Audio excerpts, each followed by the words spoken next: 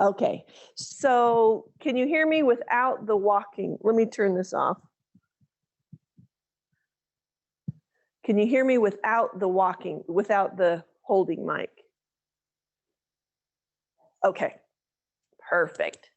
Thank you. Sorry about the technical difficulties. Let me start over. Sorry for those that are here.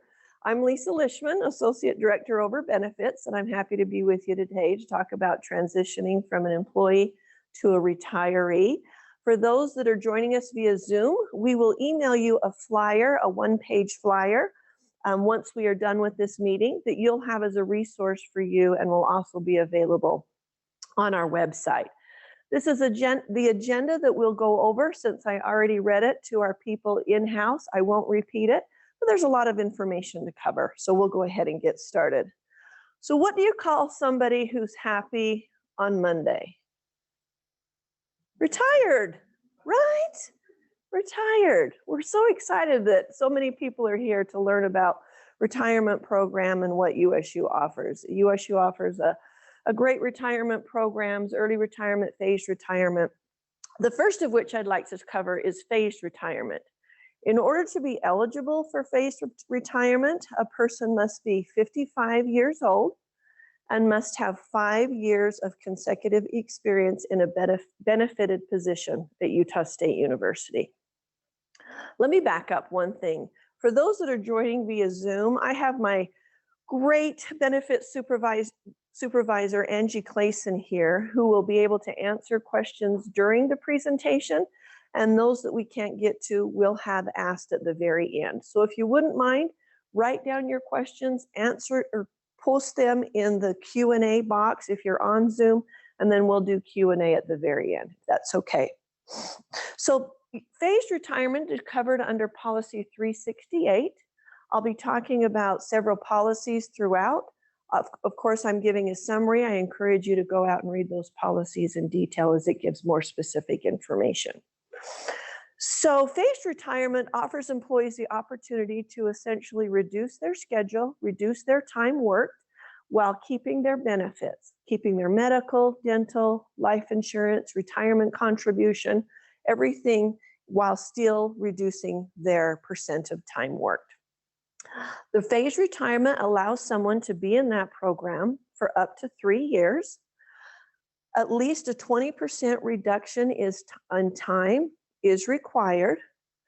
And in order to maintain the benefits, a person cannot work less than 50% time.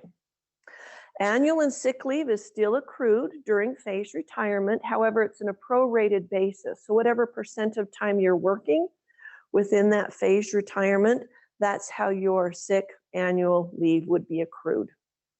So once an employee enters the phased retirement program, they cannot increase their percentage, but they can go down as much as 50%. What we commonly see, some people jump right in and they say, I want to go from 100% to 50% for 1 year. That's some people may want to do that. Others may transition. Maybe the first year they want to do 80%. The next year they want to do 60%. The third year they want to do 50%. That's what we need to know at the beginning of the phased retirement agreement, so we can put in those parameters at the beginning of the phased retirement. So if you go down to 60%, what that bullet means that employee cannot increase, you can't go from 60 and then change and go back up to 70%. You can't increase your time. You can only decrease it over the course of the early retirement plan. Academic year, for those that are on an AY schedule, those individuals have to begin their phased retirement on either January 1st or July 1st. And that's because the university doesn't pay as earned for academic year individuals, but those are the times that they can go ahead and exit. During phased retirement, as I mentioned, individuals keep their full retirement. If you're in the URS system, you actually get the full years of service credit as if you were full-time when you're on a reduced schedule in phased retirement. If you're in TIA or Fidelity, you still get your full 14.2% contribution. It's just put into different buckets. The amount that you're actually working would be continue to be put into your 401A. The amount that you're reduced, the percentage that you reduce your time, is put into a 403B. So let me give you an example. Julie, prior to phased retirement, she had 100%, she makes $50,000. Julie decides to do phased retirement at 70%. While she's at 70%, again, that full 14.2% is contributed based on her $50,000 salary. But the amount that she's working, or 70%, which equates to $4,970, is put into her 401A. The amount that she's reduced, in this case, 30%, is put into a 403B, which is $2,130 annualized, of course. So you still get the full 14.2% contribution. It's just, like I say, put into different buckets. So how does one start the phased retirement process? Well, based on policy, the employee submits written request to their department head or director. The department head or director then consults with the dean and vice president. If they're in agreement, then the department head or director sends an email to hr@usu.edu or to myself, indicating approval of the phased retirement plan, as well as the date the employee will begin their phased retirement, the percentage of time reduced, in other words, their schedule over the next 3 years. And a person can do phased retirement for 6 months. It doesn't have to be the full 3 years. A person can do it however long they want. But we need a breakdown of their schedule of what they will be doing for up to 3 years, and a description of how they're going to reduce their responsibilities. What will they be working on? What will they not be working on? Just more detail like that. So at that point, Hayden Blower in my office takes that information and creates a phased retirement agreement. That phased retirement agreement is sent to the employee for review and signature, and then on up to the dean and vice president, and then finally to the vice president of business services, Dave Cowley, for finalization. So that's the process for phased retirement. Now let's get into early retirement, which is covered under policy 349. In order to be eligible for early retirement, if you want to do the 5-year agreement, we'll talk about the differences of those. If you want to do the 5-year agreement, you would need to be 57 years old. Your years of service and your age, when added together, has to equal 75. In order to be eligible for the 6-year agreement, you have to be 56 years old, and your years of service and age must also add up to 75. Any amount that you worked over 50% in a benefited position counts toward those years of service. If you have any questions about how many years of service you have with the university, call HR, call the HR Solutions Center, and we can let you know. But if you're 55 and you have 30 years of service, chances are you're going to be just fine and hit those years of service. So benefits while on early retirement. Well, first and foremost, you continue to get paid by the university and stay on our benefits, our medical and dental benefits. Coming from the private sector for a little while, this is unheard of. The university offers a very generous early retirement program, and a lot of people seem to be interested in it. So with that how do we calculate that continued payment? If a person wants to retire, wants to do early retirement in 2022, we look at their gross earnings from the prior year. So in this case, we would look at gross earnings from 2021, and then we would calculate what their early retirement incentive payment is by dividing or multiplying by 20%, and paying them over the course of their early retirement agreement up to 5 years, or until they hit full retirement age, whichever comes first. If you don't know what your full retirement age, just do a quick Google search that says FRA, full retirement age for born in, and list your year. It's going to be anywhere from 66 to, to like 66 and 2 months and 4 months and 6 months up to year 67. That's when you're considered full retirement age and can start drawing a full Social Security. So again, if you have any questions, just do a quick Google search on that.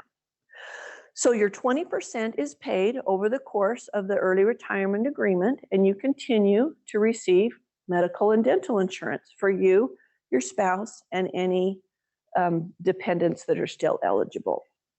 If you do the 6-year agreement, it's the same way. We take the gross income of the calendar year prior to your early retirement. So if someone wants to early retire in 2024, sometime in the year 2024, we look at the gross earnings in the calendar year of 2023. We divide by 6, which equals 16.67%, and pay that in monthly installments over the course of the early retirement agreement up to 6 years, or when the person hits full retirement age. In addition to the difference of the 16.67 and the 20%, there is a surcharge of 15% of what the employer's contribution is toward medical premiums.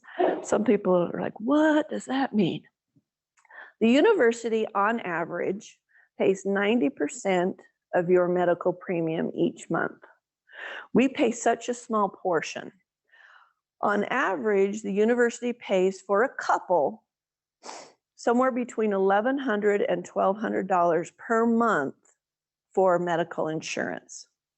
So that surcharge, multiplying that $1,100 to $1,200 per month, you would pay anywhere between $150 and $165 per month as a surcharge to be on the 6-year plan. And that amount that you would pay in that surcharge would just be deducted from that 16.67%.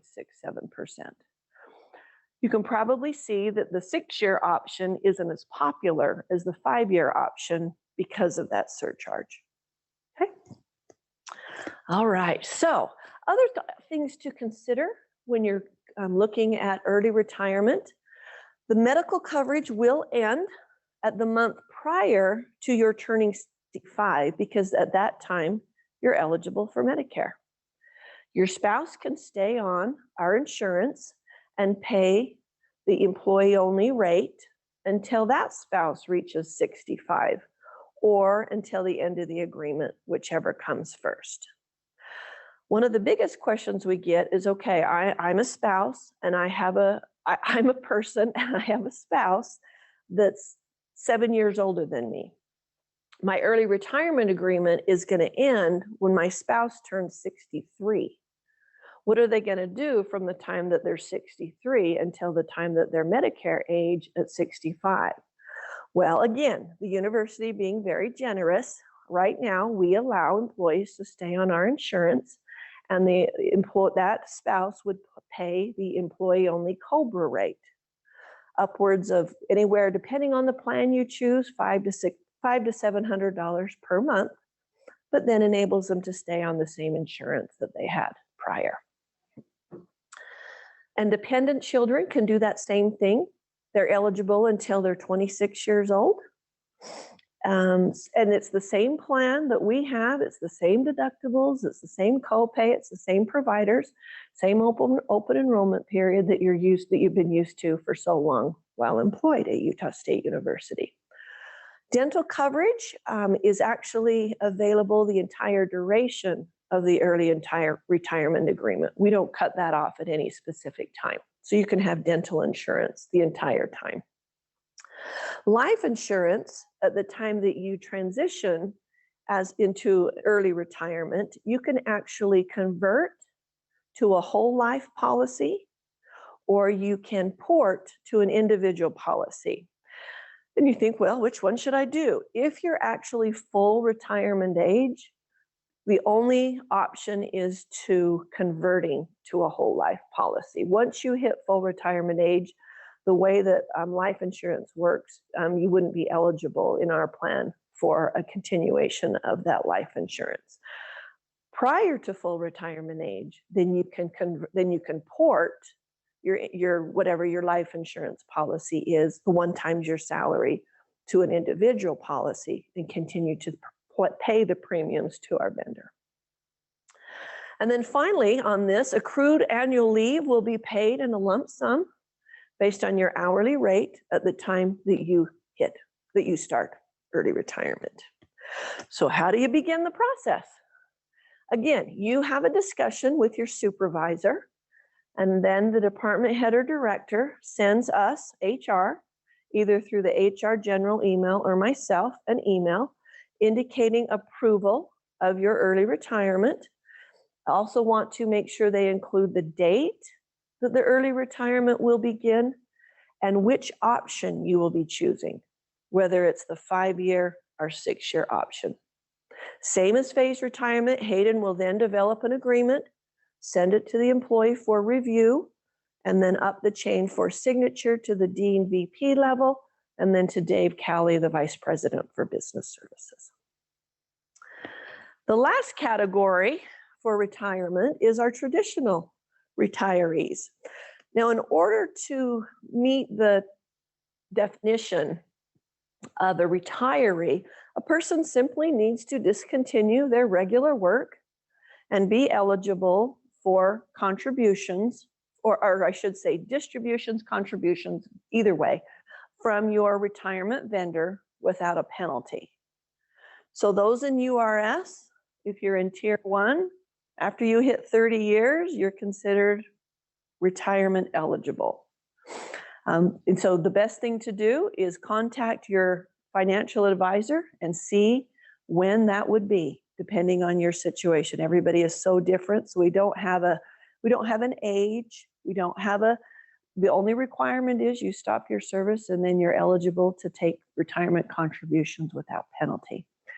If you're interested in retirement, you simply talk with your supervisor and let them know when you're planning to go from the university, separate from the university. It's not in writing. My personal recommendation is at least 6 months for faculty, maybe even up to a year, and 3 months for staff. You're valuable. You've been here a long time. There's a lot of institutional knowledge, and we need to make sure that they have somebody in your place when you retire. So give them, the whole 2 weeks notice doesn't really apply here. We want to make sure, you give your department sufficient time to search for your replacement. Let's talk about privileges and benefits of retirees. As we're employees now, we have a tuition benefit. That same benefit carries with us as we retire. And this is phased, early, or traditional. You're able to continue that tuition reduction for yourself, for your spouse, and for your dependent children. Grandchildren do not apply. We get that question quite a bit. Unfortunately, no grandchildren, just dependent children up to the age of 26 and unmarried. Once they're married, they're eligible for a lot of federal funding. And so it's only people that are unmarried up to the age 26. And Policy 350 covers that as well.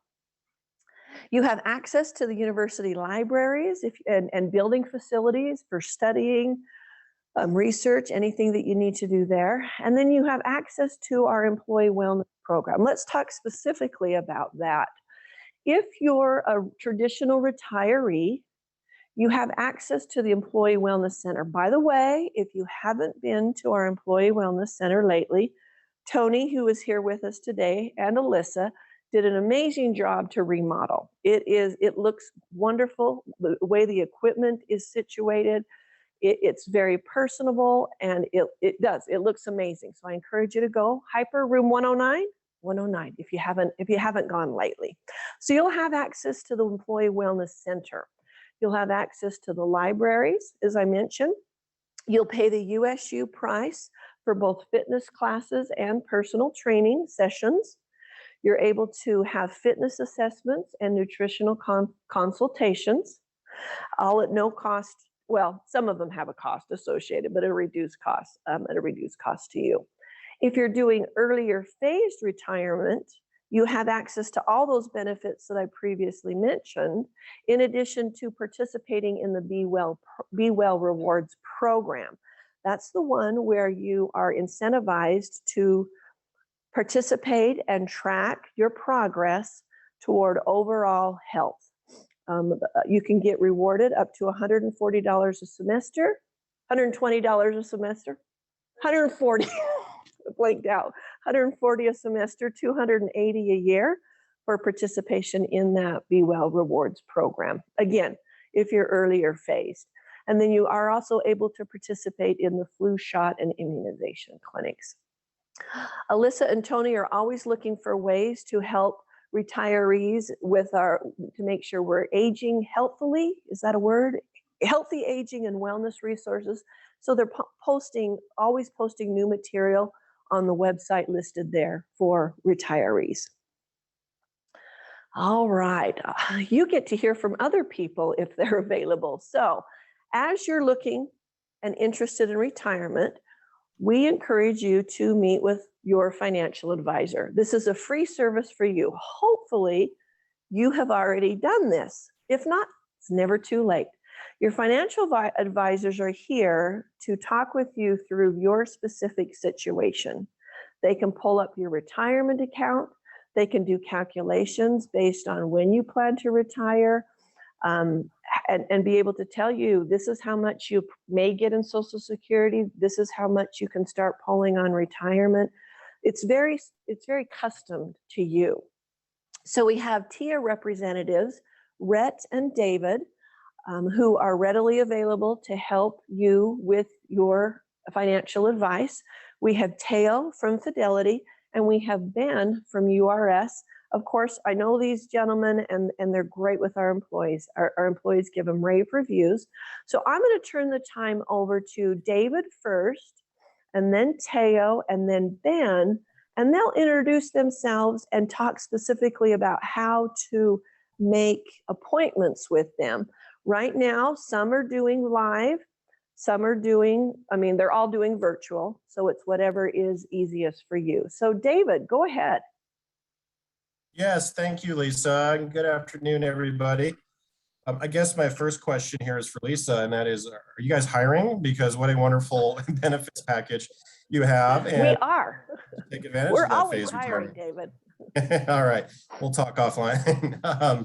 But thank you for the opportunity to talk with everybody this afternoon. My name is Dave Crows, and I am the Senior Director of Advisory and Financial Consulting with TIAA. So in my role, I do visit campus. I do virtual appointment meetings. Of course, over the last year and a half, it's been mostly virtual, but I'm happy to say I was out on campus a couple of weeks ago, and it was wonderful to get back out in person. So I expect going forward, we will continue to see more folks face to face. But, a little bit about what TI can offer, for folks at any stage of their career, but certainly for folks that are approaching retirement.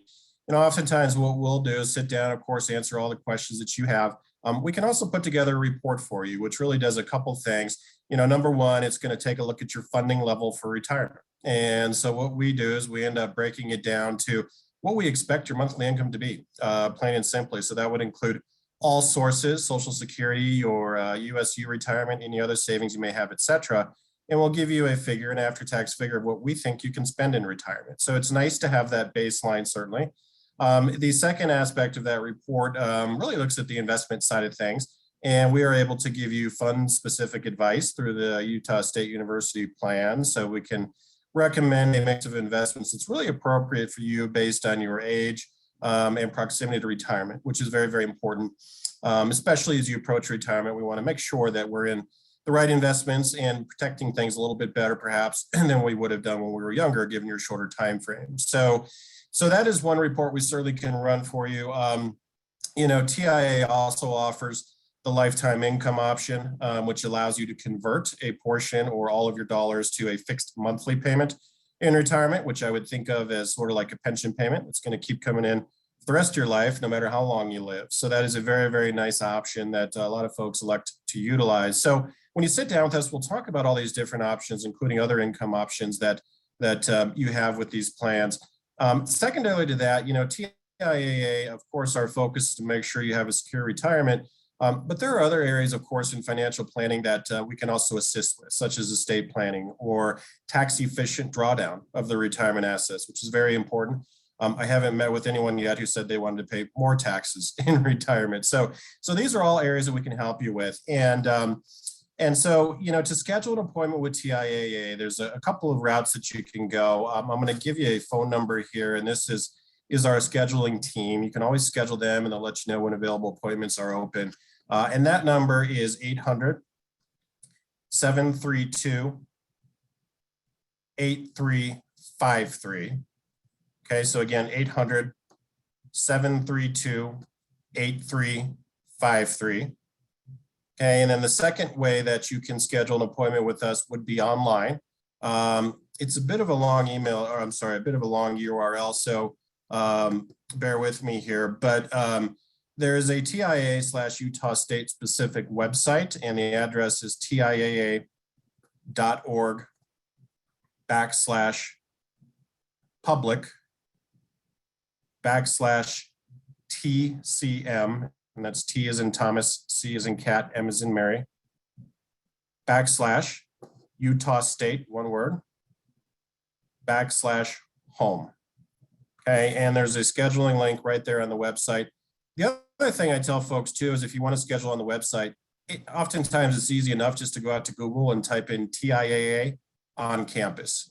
Just that search term will bring up our Schedule Now site, and you can click on the Schedule Now site, filter by state and university, and your available appointments that way. So with that, I will pass it on to whoever is next. And again, I want to thank everybody for your attendance this afternoon, and we really do look forward to working with you. So let us know how we can help you.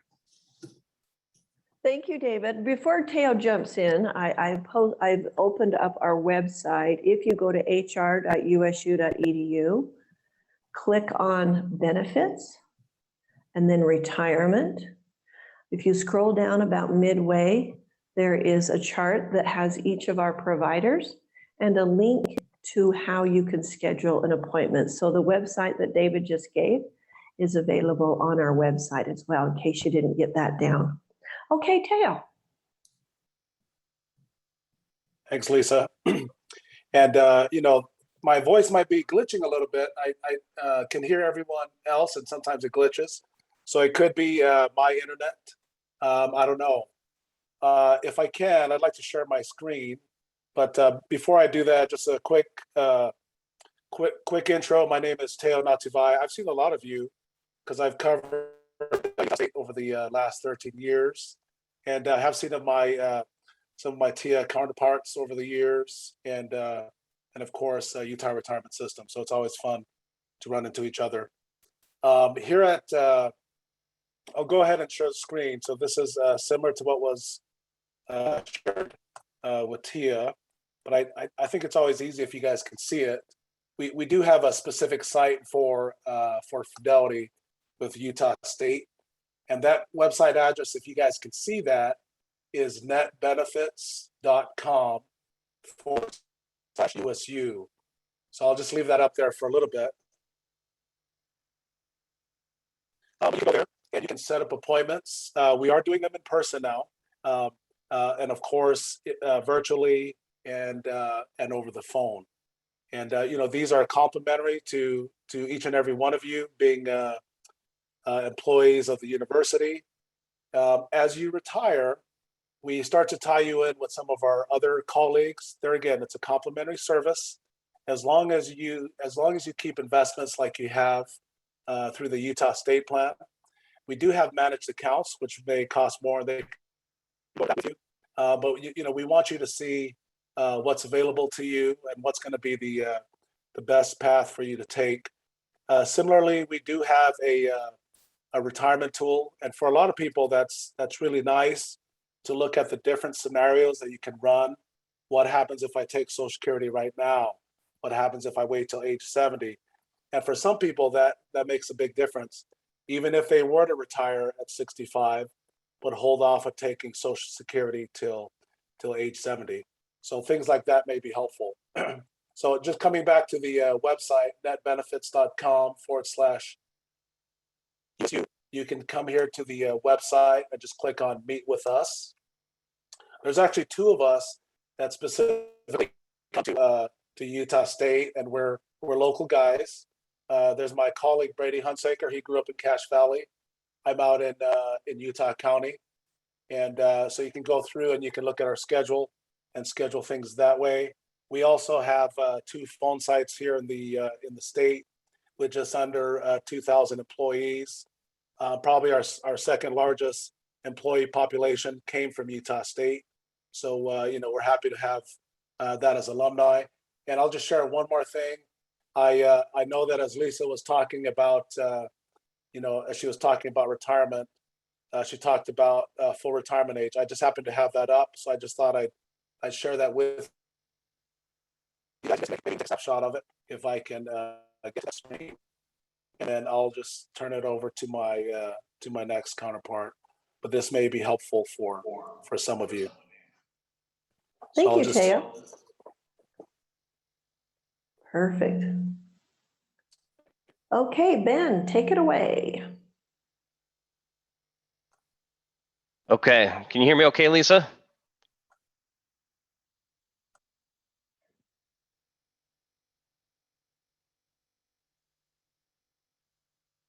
Can you, Lisa, can you hear me? Yeah, Okay, we can hear good. you. Go ahead. Oh, Yeah, good, thank you. good. So I'm here, I'm borrowing a classroom or a conference room from Box Elder School District today. They were nice enough to let me make sure I could participate today. So Ben Smedley with URS, of course. I'm one of 14 retirement planning advisors on the team. I'm assigned to Cache Valley, Rich, and Box Elder counties. And so I'm the rep that would be, of course, with USU up here in Logan. So to schedule an appointment with URS, you do that online through your account on the website. So your My URS account. Up on the screen there just came, you click on that login button, that will take you to your My URS account. Some important things to think about as you get close to retirement. And I would say this is available for the brand new member as well, but we have what we call individual retirement planning sessions, and you sign up ideally prior to retirement so we can run some numbers for you.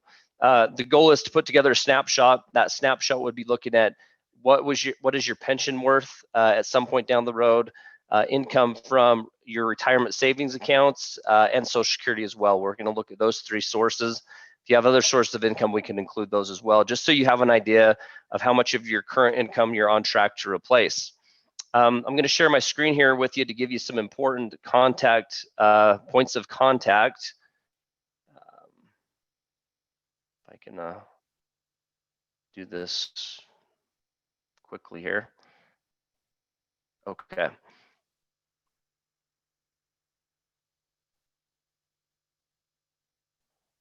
Are you able to see that on the screen?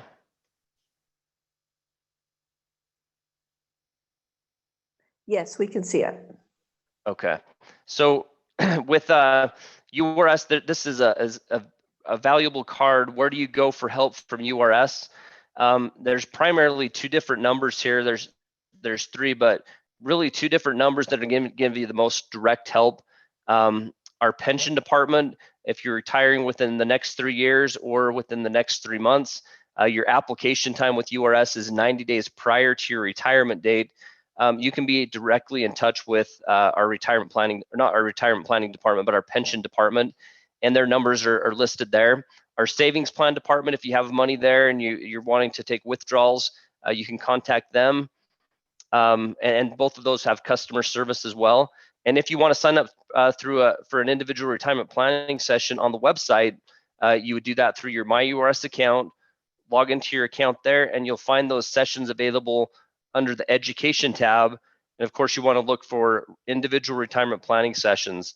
We do in-person as well as virtual meetings. So you can just choose the location or the virtual session. They're available to all of our members, what's posted on the website. And we add appointments on a regular basis. So if you don't see something close to you or a date that works, just keep looking and you'll find something that will work for you.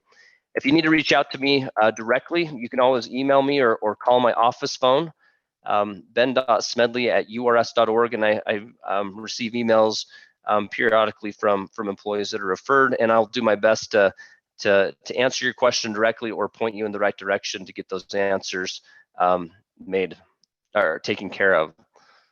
So reach out. We'd love to help you the best that we can. Thank you, Lisa.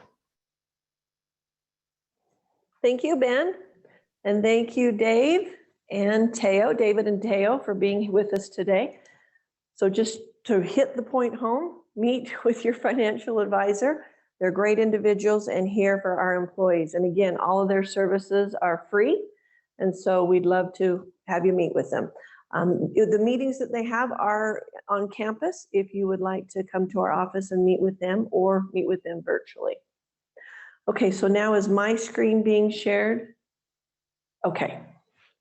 Oh, Angie said she couldn't see it. No, I can't. You can. Okay, perfect. All right, let's move on. Except I can't see it in the back. So now I have, oh, you guys can't see it either. We'll wait just a minute so the people live can see it. The next topic is Medicare. We encourage individuals to start the process of signing up for Medicare at least 90 days prior to when you want Medicare to begin. Now, we don't just say, just go and do it. We have resources available to help you. Tina Davis has been with Regents in the past. She has now opened her own consulting firm and is still helping university employees with their transition to Medicare. Her contact information is here, as well as her email, and of course you can find her information on our website as well. We also have posted the general United States government Medicare website and phone number if you would like to call them for resources and information about transitioning to Medicare. We're very excited to announce that in partnership with Regents, USU now offers the choice of 2 Medicare retiree group advantage plans. The premium is as low as $0 per month per person. I'm not going to go into a lot of detail on this information today. There will be 3 presentations that will be given that provide more information. So you can attend one of the 3. They're going to be the same presentation. For those that meet certain criteria, you will be getting personal information on these meetings in the mail. We're sending out notices through letter as well as postcards to encourage you and invite you to learn more about this program. And again, all this information will be on our website as well. The next topic is Social Security. We encourage you to contact Social Security Administration at least 3 months prior to when you start wanting to draw on their benefits. You can do that by logging in to your Social Security account online at ssa.gov or calling them. You might have to be on the phone for a while because, as with anyone, they're short-staffed. So you probably just want to call them and go clean the house, or I guess you're at work. So no, don't clean the house. Go, do work or whatever you can do while you're on hold waiting for someone to help you. I think the easiest way, and Angie was kind enough to try this morning how easy it is. You log in, you click on you want to start talking about having the Social Security withdrawals. There's an agreement that you sign, and then you're well on your way. So it should be pretty intuitive, but if you have questions, you can always reach them by phone. Vacation leave. We call it annual leave now. It's also called vacation leave. It will be paid out to eligible employees at the beginning of their retirement based on USU Policy 345. So that would be one for you to review as you're looking at all the different policies. What's the next bullet? Email. I know there's email on that. USU email. Retirees will be able to keep their USU email for up to 90 days. Is it 90 or is it 30? Oh, I have it right here. I don't know why I can see it. So 90 days after retirement, And then the last bullet is the ID card. Upon retirement, we encourage you to go get a new ID card. This is the card that will allow you into those facilities that we talked about previously. All right, our final our second to final. In Banner, it will show you as a retiree. They'll be able to look it up and see that you are a retiree. For those that are not in Logan, you go to the card office and the TSC to do that. For those that are not in Logan, you actually go to their website and you can pay online and a new card will be sent to you. So the Emeriti Association, staff or faculty members may enroll in the USU Emeriti Association, which is through the alumni office, for $15 a year. And with that membership, you are providing scholarships to scholarship support, let's say, for students, invitations to social gatherings, and various campus benefits. If you're faculty, there is an emeritus status through the provost's office, where you're able to continue to do research, act as a faculty member on behalf of Utah State, and that involves approval by the president and board of trustees. And there is an application process on their website, on the provost website, that would be submitted to the department head or dean at the time of retirement. Once you become a member of the Emeriti Association, parking and transportation for those that do want to return to the Logan campus give up to 4 hours in the Big Blue Terrace and free parking in non-gated areas. What you would do is just show proof of your status as an emeritus member, and then they will give you a permit at no cost to be able to have those parking privileges. All right, finally, make sure when you do separate from the university that you turn in university property. Computers, tools, or equipment should be given to your supervisor. Key and key cards should be taken to the facilities. Parking permit, if appropriate, given to parking and transportation. If you have CERT equipment, you give that back to USU Police. And any P cards, travel cards, credit cards, things like that are given to purchasing.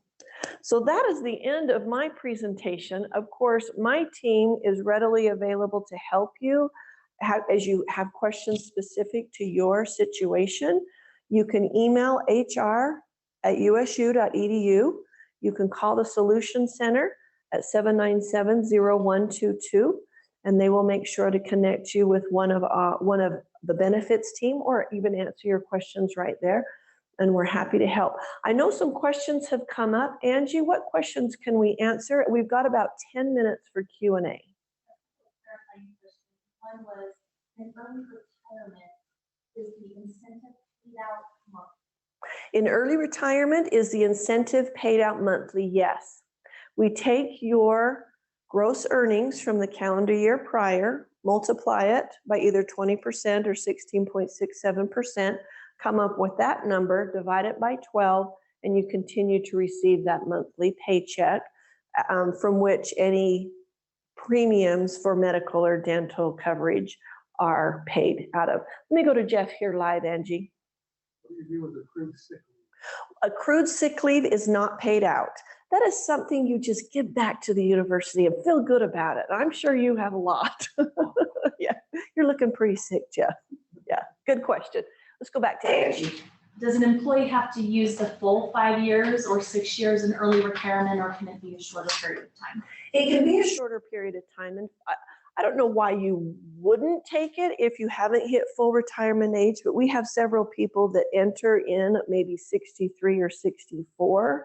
And so their 5-year agreement doesn't go that long because they actually hit full retirement age before the 5 years actually occurs. Does that make sense? So you can do it for less. So say somebody wants to do it for 3 years, sure.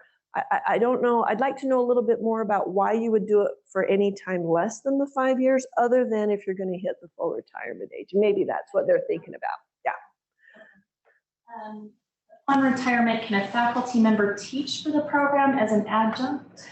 Say that one more time. As a retiree, Upon retirement, can a faculty member teach for the program as an adjunct? upon retirement, can a faculty member teach for the program as an adjunct?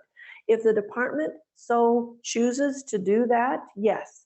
It's not something we recommend. We want people to retire. We want people to be done and be able to enjoy retirement. But there are some ways that would allow a retiree to come back and teach as an adjunct. The thing you'll want to know on that is if you're in the URS system, there are restrictions on how much you can make within a certain time frame. If you're, and so you'll want to make sure we look up the URS implications with that if you're actually drawing on a pension, you cannot return to work for a certain period of time, and you cannot make so much money per year for the duration of your early retirement. Now that's with a public institution. If you want to retire from Utah State and go make, $50,000 working for a private firm, URS doesn't care. What they care about is when you actually return to the university. And if you're, well, I won't go into that. Okay, go ahead. And emeritus professors keep their USU email. Can emeritus professors keep their USU email? The answer to that question is yes. As an emeritus member, that is one privilege that faculty who have that. Now, it's only faculty. Let me back up. We talked about the faculty and staff that pay the $15 premium through the Alumni Association that gives you membership into the Emeritus Society. Emeriti Administration. But then there's the other one that faculty can have where they continue to do research and continue to be a representative of USU. Those are the ones that can keep their USU email. Good questions. That it? Any questions here live, please? Do you know if there's an age where you have to start taking money out of your TIAA account? Question is there an age where you have to start taking money out of your TIA or Fidelity account? As long as you're an employee, no. Once you become separated, the new mandatory distribution age is 72. But you'll receive information from TIA before they start doing mandatory distributions. As long as you're employed, no, there is no age. But don't stay until you're 80. You can if you want. Mitch, you're going to be here when you're 80? Okay, all right. He's giving notice right now, but okay. Other questions here live or through Zoom? All right, just to reiterate, we are here to help you. Angie Clayson and I, we meet with employees one-on-one on a regular basis. We're happy to do that, walk through your situation, come up with a plan of action, come up with a timeline of when you want to do early retirement, when you want to do phased retirement, or when you want to do traditional retirement. I know your time is valuable. Thanks for being with us today, and I hope you have a wonderful afternoon. Thank you.